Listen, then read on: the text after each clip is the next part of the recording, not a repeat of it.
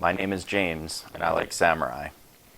But perhaps I should answer a few more questions about myself so you can understand who's the guy making these videos.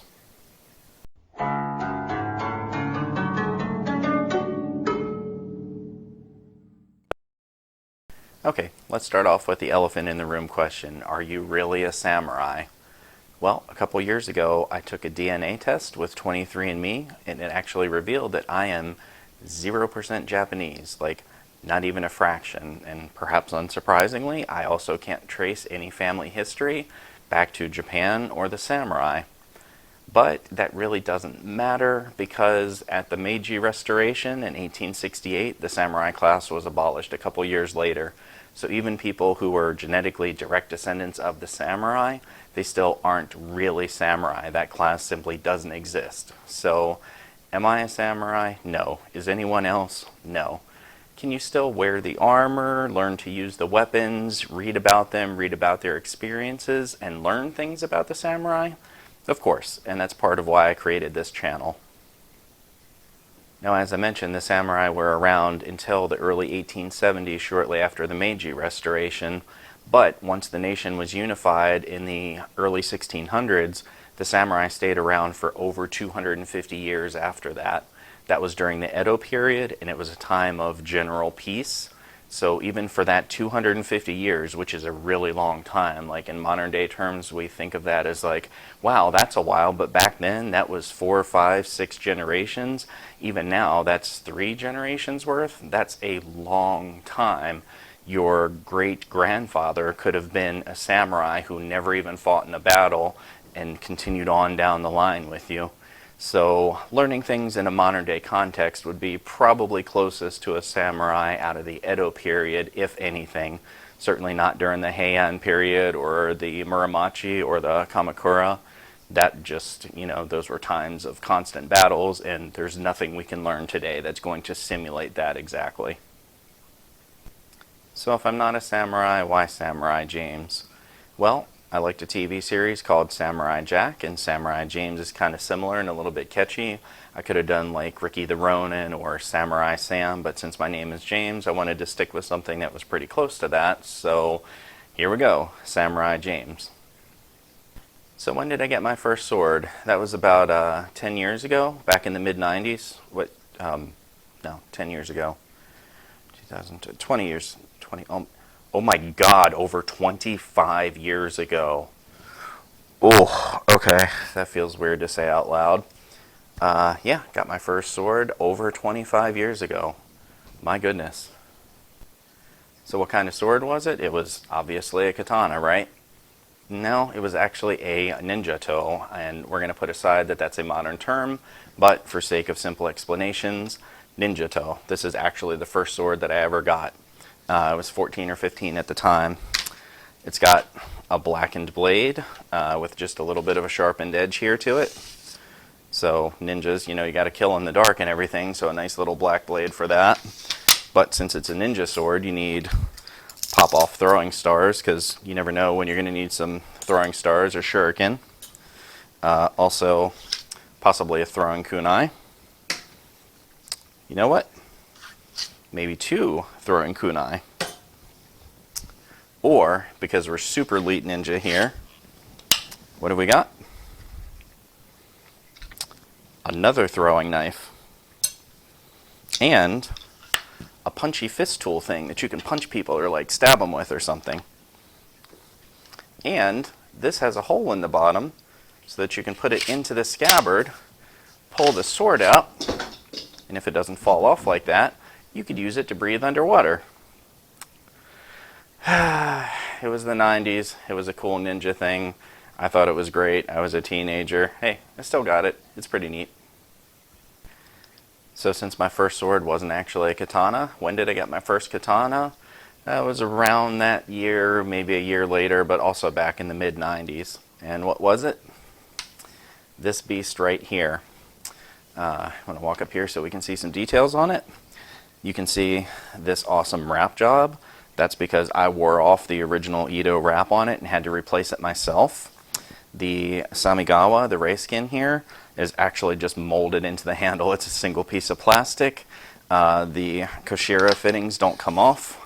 The blade is stainless steel, so certainly not anything you would want to cut with. But again, I was a teenager, and it was pretty cool at the time, and I certainly, didn't pay a lot for it. Maybe it was 50, 60 bucks or something, but I feel like I got my money's worth out of it because that was the gateway into buying some more swords and learning a lot more about the samurai. Certainly not great by today's standards, but back in the day, this was pretty nice, all things considered. And back then, and oh gosh, I'm just realizing, so back then, the internet was like on a dial-up and a modem, and it went beep boop beep beep beep beep beep to like get stuff, and it was really slow, and there was no Wi-Fi, there was no cell phones. I'm like 95% sure that when I bought this sword, it was probably out of like a mail order catalog and not even off the internet. It was just a totally different time, so it's not quite like it is today. So this was actually pretty decent back then, at least by the standards of what you could get for the normal mass-produced stuff. We didn't have a worldwide economy that was doing things like it is now. But anyways, I digress. So with Ninja and Samurai being my first swords, it was late 80s, early 90s when I was a kid and a teenager back then. It was just one of the popular things. There was Teenage Mutant Ninja Turtles. There was also a anime series that I liked called Ronin Warriors. I'm not a super weeaboo here, but Ronin Warriors was kind of cool, and I've watched a couple anime series, but not a huge amount of them. Alright, so we've covered swords. How about armor? When did I get my first armor? Also back in the 90s. Oh my god, back in the 90s, that was over 20 years ago. Which means that I've actually owned armor and swords for more of my life than for not. So, hey, that feels kind of cool to say out loud. Over 20 years, almost 25 years of swords and armor. Not too bad. So where did I get my first armor back in the 90s? Well, the internet. The old, slow, dial-up, crazy internet with like little tiny pictures that you could hardly make stuff out of. I don't still have the armor to show, but I do still have a few pictures left over it that I'll show right here. And if you notice, that is actually not samurai armor. So even though I bought ninja and samurai swords first, my first armor was actually a knight's armor. Ninjato, katana, knight's armor. That's kind of a weird sequence, right? So obviously a knight would want a medieval sword. So what do? I get a medieval sword. This is the first one that I ever bought. It's a stage combat sword that's got blunt edges that I bought at the Maryland Ren Fair, also in the mid-90s, over 20, almost 25 years ago. That in particular was very special to me because my dad took me to the Ren Fair. I had never been to one before, and he had never been to one before. This was the first thing that I got to experience in person that wasn't just a TV show or a movie about knights or samurai. This was getting to actually go out and see it, which I thought was great. I've got a couple pictures over here of where I bought the sword at the sword booth over there. And this was really the gateway that got me started into the whole weapons and armor, knights and samurai. Another really special thing with my dad was back in 1994, we went over to England and to Scotland, which is my only out-of-the-country vacation, but we got to see a couple castles and museums over there, Madame Tussauds Wax Museum, but also Warwick Castle, which I thought was great. And at Warwick Castle, there was a guy called the Red Knight. He rode around on a horse on the castle grounds, in armor, with heraldry and barding and everything else. Picture of the postcard that I have of it here. And that was particularly special for me because I am highly introverted, especially as a teenager. I was super awkward back then. Not that I'm not really awkward now, but even more so back then, if you can picture that. But, I looked, I was like, oh my God, that's so cool, and just kind of stood back for everything. My dad, he's very extroverted. He used to do public presentations and teaching and everything, and he was just like, hey, knight dude, hey, come over here. My son likes your stuff. Can you can he see your sword and everything? And the knight came over. He hopped down off of his horse. He had his sword. He let me hold the sword. He showed me, you pass it over with the blade like this to give them the handle that, you don't touch the sharp edges or anything, and you can still grip the blade, which maybe isn't really like historically accurate or something because you don't want your finger oils all over the blade. But anyway, it was a super formative moment for me because I had my hands on a sword. I was sitting here, I was talking to somebody else in armor that's doing the real deal thing. And while it was cool to see some of that at Maryland Ren Fair, at Maryland Ren Fair, the knights don't interact with you at all. They're simply, you watch them joust and then they leave. There's no talking, like shaking hands or talking to them. They don't interact with the patrons in any way. So getting to see this in person, sit, talk to this guy, had a huge impact on me that, I still feel to this day. So that was my first armor. How about my first samurai armor? Is it the green suit that you've seen in most of my videos? No, that's actually a suit that I bought for myself for my 40th birthday to celebrate that. It's not the first samurai armor that I had. The first one that I ever bought, I bought off of eBay 10 or 11 years ago. And that was kind of a low quality armor. The cote that didn't even have mail on them or anything. I was super happy with it at the time because I had nothing to draw comparisons on. I hadn't owned any other samurai armor. And I thought it was really neat that I could put it on myself because with the medieval European armor, I can't dress myself. I can get about halfway in and then I have to have help getting dressed. With the samurai armor, I could actually put it all on myself. And I do have a couple pictures left over from the armor, but I did sell that armor for some money towards buying the green suit, so I don't have it physically on hand anymore. It's been sold, but here's a picture of it over here.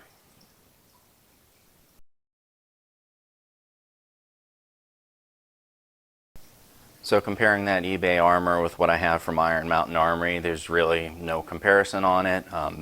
This video isn't sponsored by Iron Mountain Armory. I just have some of their products and I think that they're great, so I like to give them credit where, credit is certainly warranted.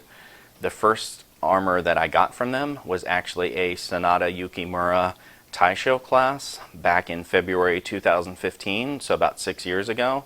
So I've been wearing samurai armor for over 10 years, mostly just for, fun. There's no samurai events or anything around here, so a lot of it's just putting it on around the house and having fun with it, which, hey, that's great because, again, I can dress myself. It's not like I have to wait for somebody to come over and play dress up with or anything.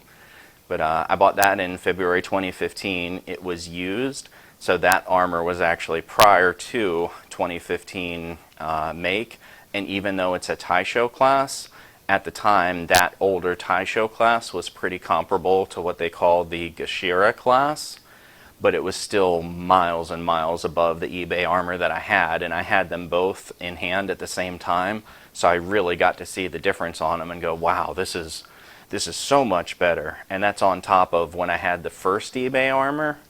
I tried to buy a second one, and I actually won on eBay, and it was around 400 bucks or something. And the guy shipped me the armor but basically scammed me on it. I never got the armor. He said it would take 55 to 60 days for EMS shipping, and weird, like PayPal 45 days to file a claim and dispute it, which I didn't know because I'd never had to do that before. So I essentially lost out on all that. I never got the armor. He wouldn't refund me. He gave me like $75 refund or something out of the $400 that I paid. So at that point I was like, you know what, this is nonsense, screw you guys. And that's when I ended up finding Iron Mountain, and I'm so glad that I did. Like many samurai enthusiasts, I would also like to visit Japan at some point in the future. Particularly would like to go to Tokyo, to the museum over there. My green suit is heavily inspired by one of the suits that they have there. I did make a few small changes, like the dragon crest is a different type of dragon. I went with kogake, which are armored plate shoes, rather than the kigatsu that the actual one has in the museum, and picture of it here just for comparison. But I would really like to get my hands on some of the original armor and weapons that are antiques to see how it compares to what I have, which is all replicas. There are some things you can buy on eBay, but I'm a little sketchy with those. But anyway, as far as getting my hands on the actual antiques, I'd like to see what they are really like so that I can draw a better comparison to the things that I have as replicas. I've had my hands on medieval European antique armor, and getting to see how some of the actual real originals feel as compared to some of the replicas was really interesting, especially for the mail, or as everybody commonly calls it, chain mail. There was just a world of difference between the actual historical pieces and what we have as modern replicas. So I'd really like to see if there's a similar sort of feel to samurai weapons and armor. So conversations with weapons and armor sometimes involve martial arts. So what's my martial arts background? Back in the mid-90s, 96, 97, I took karate when I was in high school. Got a couple medals here, but I am so old that I've kind of forgot what I won them in. I'm pretty sure that they were all just bronze medals, probably from kata, which are the forms. I know I never placed competitively in tournaments for combat, so pretty sure it was with the forms back then. And what kind was it? It was Shorin Ryu Karate, which is Okinawan martial art karate variant for that. So Shorin basically being the Okinawan pronunciation of Shaolin. It's not Shaolin Kung Fu, but it's just another variant of karate basically. There's a lot of them. So how long was I in? I was in for about a year and a half. You start off as a white belt. I earned my yellow belt. I was ready to test for the blue belt, but the sensei that was instructing ended up discontinuing the classes. He was the only sensei there, so that just sort of faded away. Another martial art that I've got some experience with is called HEMA, which is Historical European Martial Arts. That's the art of combat for medieval Europe, or at least one of them. The one that I studied weekly for about 3 years is one called Lichtenauer, which is the German tradition. I've done some self-study and some reading on Fiore, which is the Italian tradition, which is also interesting. They have some parallels, they have some differences. There's actually an interesting number of parallels between European swordsmanship and Japanese swordsmanship, and I'm probably going to cover some of those in future videos. But I've done HEMA for about 10 years. The majority of that has been on armored combat, or what they call harness fechten. I participated in a couple tournaments back in 2016 and 2017 at an event called Long Point. I did place third place in the armored combat tournament in 2016 and 2017. The remainder of those years that I've been doing HEMA and not taking formal instruction has been self-study and then doing public demos, particularly at the Virginia Ren Fair, where we do unchoreographed combat with proper safety equipment and everything, of course, but in full armor trying to stab each other, which is as close as you can probably get to what you might think of as like a karate tournament where you see them with the pads on and everything, but they're legitimately trying to hit each other. Our demos, they're not choreographed, so we're trying to stab each other. We're getting to feel what it's like to have to shuffle around with the weight of the armor, your differences in balance, everything else. So pretty close to a martial art for that as far as historical experience, except not having to worry that the other guy has a sharp sword and is trying to kill you. But it's a really neat experience, and having been in both samurai armor and medieval European armor myself for a number of years, I think I have some pretty neat and unique experience in drawing comparisons and differences between them.